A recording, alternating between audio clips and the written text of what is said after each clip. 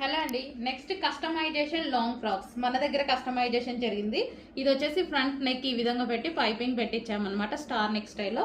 And hands వచ్చేసి ఈ విధంగా 3/4 హ్యాండ్స్ పెట్టించాను. అండ్ ఇక్కడ చిన్న పఫ్ అనేది ఇప్పించాను. అండ్ బ్యాక్ సైడ్ వచ్చేసి నెక్ యూ షేప్ నెక్ పెట్టించాను. So with tassels. అండ్ ఇదంతా మనకి జార్జెట్ చికెన్ వర్క్ అండి. మొత్తం చికెన్ వర్క్ ఐటమ్. ఇది మొన్న షాప్లోకి వెళ్ళినప్పుడు సేల్ చేస్తున్నారు. వేరే 350 రూపీస్ పర్ మీటర్ సేల్ చేస్తున్నారండి. సో చూసుకోండి, మొత్తం టాప్ అంతా చికెన్ వర్క్.